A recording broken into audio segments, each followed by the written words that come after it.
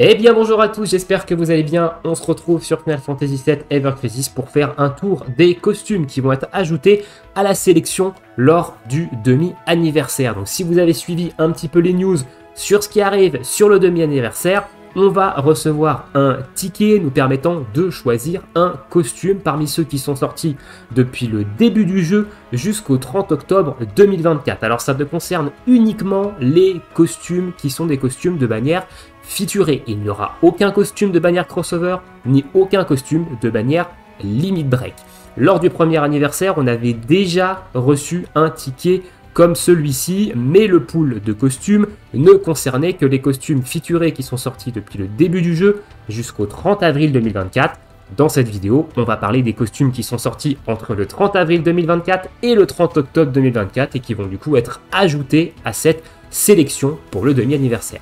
Je vous mettrai les timecodes en description. Avant d'attaquer les costumes, deux petites précisions par rapport à ma vidéo de news d'hier. La première concerne les tickets LB, donc ces fameux tickets qu'on va pouvoir avoir en invoquant sur les bannières avec des systèmes de tampons et sur certaines bannières spéciales. Chaque multi vous donnera un fragment. Une fois que vous avez 10 fragments, vous pouvez les échanger contre un ticket LB. Et il y avait encore une petite interrogation par rapport à est-ce que c'était du 5 étoiles garanti, est-ce qu'on était garanti d'avoir une arme LB ou est-ce qu'il y allait avoir d'autres armes tickets dans la bannière avec les armes LB.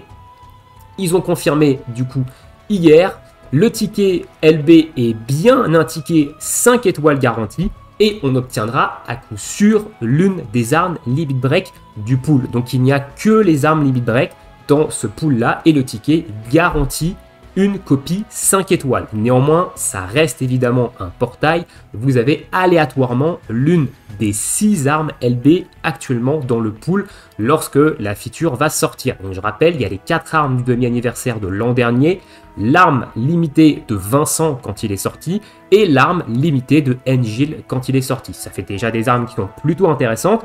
Mais du coup, ça c'est très bien parce que 5 étoiles limitées, assuré d'avoir la LB, c'est tout ce que je demandais.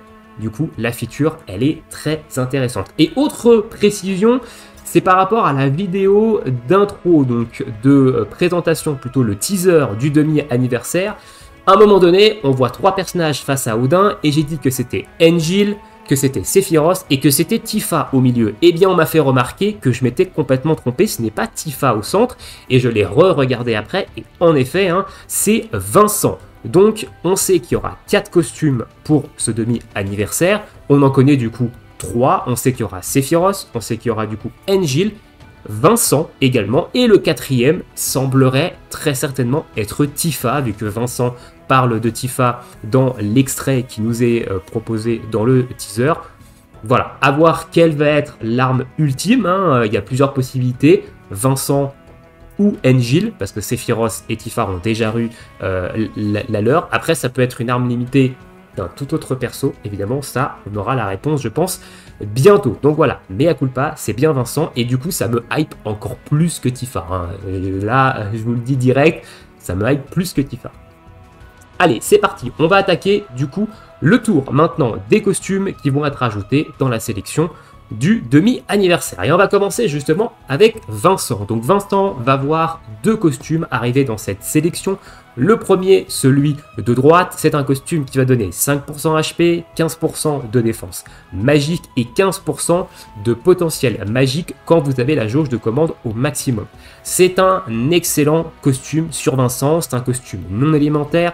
Il va de combo avec son arme non élémentaire qui tape quand même très très fort. Donc c'est une excellente option pour le perso.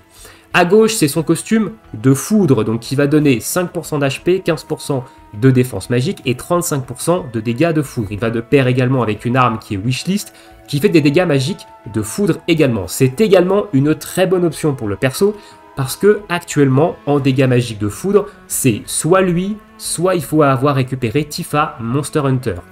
Néanmoins, vu que Vincent va faire partie du demi-anniversaire, on a déjà eu une première approche de ce que pourraient être les costumes avec celui de Sephiroth, c'est pas impossible que Vincent ait un costume similaire à celui de Sephiroth. Donc il est un costume qui augmente en fait les dégâts de chaque élément de 30%, ce qui rendrait un peu obsolète ce costume de foudre, donc ne vous jetez pas dessus. Néanmoins, si vous voulez vraiment prendre un costume de Vincent, je vous conseille quand même plutôt celui de droite, le costume non élémentaire. Pour moi, c'est une valeur un petit peu plus sûre que les costumes élémentaires, quand on voit un petit peu les costumes qui sortent au niveau élémentaire ces derniers temps.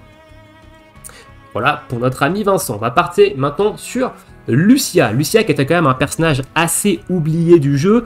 Donc à droite, vous avez son costume de l'été qui va donner 5% HP, 15% de défense physique et 60% de buff debuff extension. C'est peut-être l'un de ses meilleurs costumes actuellement.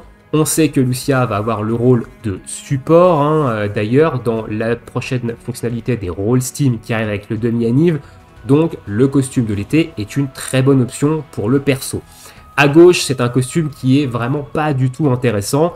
100% de résiste poison, ça l'immunise au poison. Le poison, c'est quand même pas quelque chose qu'on va croiser dans énormément de contenu. Et en plus de ça, on a un Izuna qui est là pour ça et qui coûte que 3 d'ATB. Donc franchement, le 100% résiste poison, c'est vraiment pas intéressant.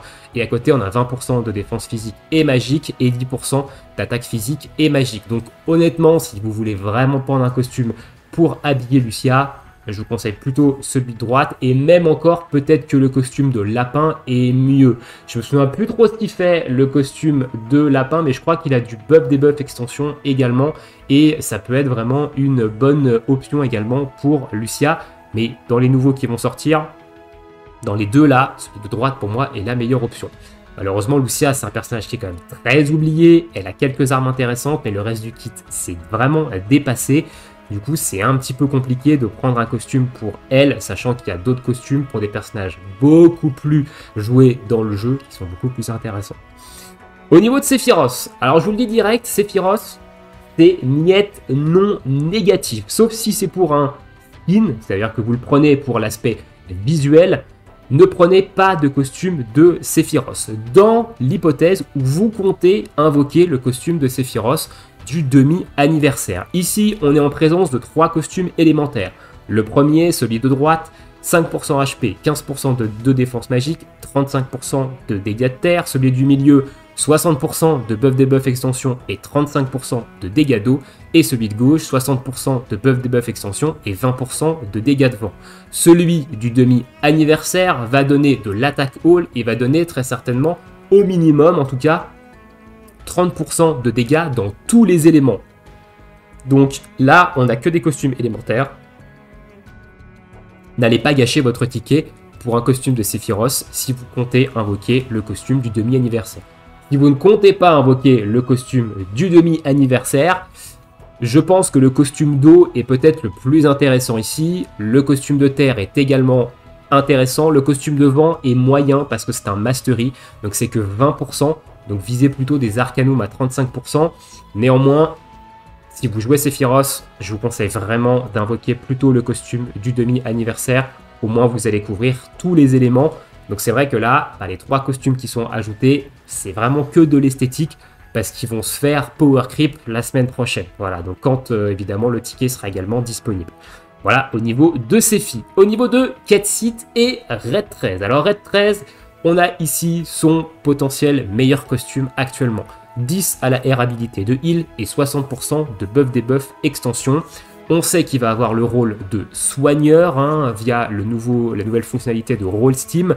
Donc c'est peut-être la meilleure option pour le personnage actuellement. Son costume de Canyon, donc le Canyon Dude qui donne lui 10 à la R habilité de HP ainsi que 60% de debuff extension seulement. Il n'a pas le buff extension dans ce costume-là, reste une très bonne option également, mais celui-ci est quand même un poil au-dessus, surtout avec la prochaine fonctionnalité de rôle, quand on sait que Red 13 sera un soigneur. Donc ça, c'est une valeur sûre. Honnêtement, le costume de pilote, en plus d'être stylé, on va pas se mytho, c'est un très très bon costume sur Red 13 et peut-être même son meilleur actuellement. Le personnage qui est à gauche, je sais pas qui c'est. Vous savez qui c'est, vous? Ketsit. C'est le personnage le plus oublié, je pense, du jeu actuellement. Néanmoins, ici, on a peut-être son meilleur costume. En même temps, il en a 2, donc c'est pas bien compliqué. 5% HP, 15% de défense magique et 60% de buff, debuff, extension. On sait que Ketsit, lui, il aura le rôle de support. Donc les supports, ça sera ceux qui vont faire principalement du debuff et du buff, hein, donc avoir un costume avec du buff, debuff, extension, c'est toujours plutôt cool, de la défense et des HP. Donc si vous êtes parmi les seuls joueurs qui jouent Ketsit de manière régulière dans le jeu, celui de gauche reste quand même, enfin ce costume-là reste quand même le meilleur des deux costumes de Ketsit actuellement disponibles, hein. Donc voilà, ça serait bien qu'il donne un petit peu plus d'amour au perso, parce que je suis sûr qu'il y a des joueurs qui aiment Ketsit et qui aimeraient voir un peu plus de bannières de ce perso. Mais c'est vrai que Ketsit, malgré qu'il ait quand même de très bonnes armes, hein, globalement, c'est un perso qui est très très oublié au niveau des bannières et au niveau des costumes. Ensuite, on va passer à la mère Yuffie. Alors Yuffie, elle a des bonnes propositions ici, hein, qui vont être ajoutées à la sélection des costumes. Celui de droite, donc son costume de l'été, 5% HP, 15% de défense physique, 35% de dégâts de feu. Donc c'est un costume plutôt sympa qui va avec son arme de feu physique qui tape en zone et qui lui augmente également les dégâts de feu sur elle-même, donc c'est une option intéressante. Maintenant, Yuffie, elle va avoir le rôle de attaqueur. Il n'est pas impossible que prochainement, dans une prochaine célébration, elle ait un costume équivalent à celui de Tifa du Nouvel An et de Sephiroth du demi-anniversaire, donc qui lui donne en fait un boost de dégâts dans tous les éléments. Donc est-ce que prendre un Arcanum sur le personnage, c'est une bonne option ? Actuellement, oui, mais sur le long terme, ça peut être un costume qui peut se faire power creep, donc à réfléchir quand même. Le costume du milieu, c'est son costume d'Halloween, 5% d'HP, 15% de défense magique et 35% de dégâts de glace. C'est peut-être la meilleure option des trois dans son costume, parce que Yuffie a une arme de glace magique, mais elle a également une arme de glace physique. Donc c'est un costume qui peut servir dans les deux builds, donc ça peut être plutôt intéressant, hein, honnêtement, d'avoir ce costume de dégâts de glace. Encore une fois, on n'est pas à l'abri qu'elle ait un costume, hein, qui lui offre 30% voire plus sur tous les éléments. Ça ne reste que de l'hypothèse. Et celui de gauche, c'est son costume de terre, 10 à la R abilité de Physical Ability Potency et 35% de dégâts de terre. Il était sorti évidemment avec une arme qui tape physique de terre, ce qui d'ailleurs risque d'être l'un des thèmes du demi-anniversaire, hein, la terre physique, parce que c'est un petit peu ce qui reste en suspens actuellement dans le jeu et ce qui n'a pas été vraiment utilisé.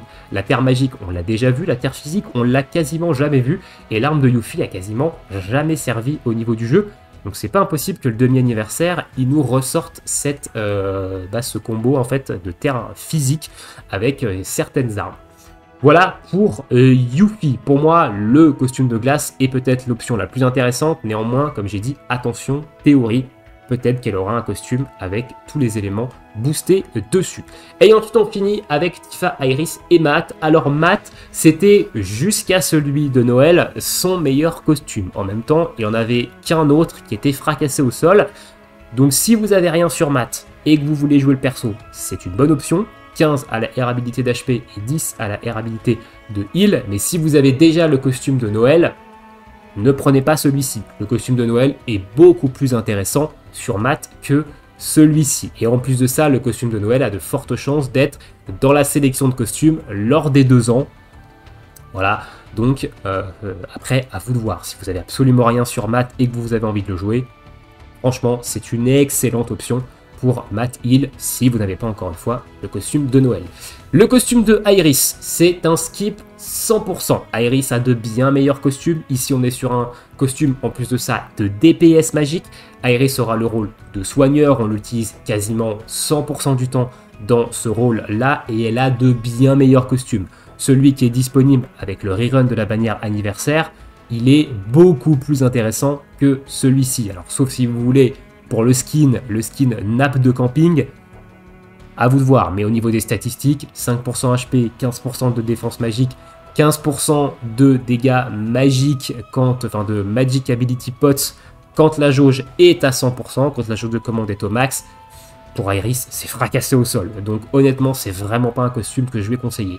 Et Tifa, malheureusement, Tifa, son costume, il est maintenant un petit peu obsolète depuis la sortie du costume de Nouvel An. Alors, peut-être que certains vont me dire, oui, mais le Nouvel An, c'est 30%, l'Arcanum, c'est 35%.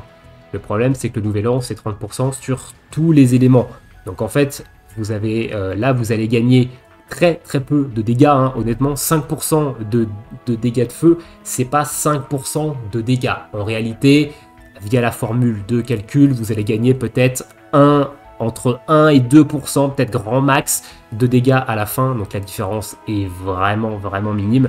Donc si vous avez déjà le costume du Nouvel An de Tifa, ne prenez pas un Arcanum pour Tifa. Voilà, sauf si c'est pour le skin, encore une fois, et que vous aimez son costume de l'été avec sa grosse couche.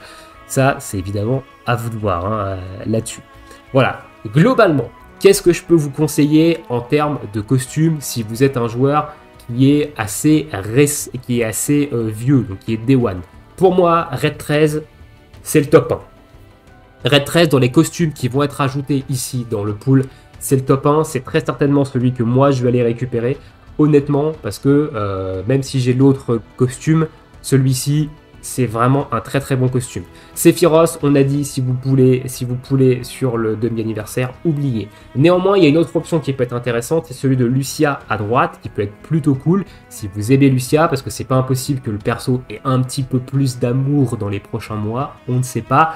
Néanmoins, à voir, attention, c'est quand même entre guillemets, hein, le costume de Lucia peut être intéressant. Sinon, Vincent non élémentaire. Le Vincent non élémentaire, donc celui de droite, pour moi, c'est également une très bonne valeur sûre dans les nouveaux costumes qui vont être ajoutés au pool. Celui de Foudre est également très fort, mais comme j'ai dit, attendez de voir ce qu'il va avoir comme costume pour le demi-anniv, parce que s'il a un costume similaire à Sephiroth, similaire à Tifa, costume de Foudre, il faudra oublier.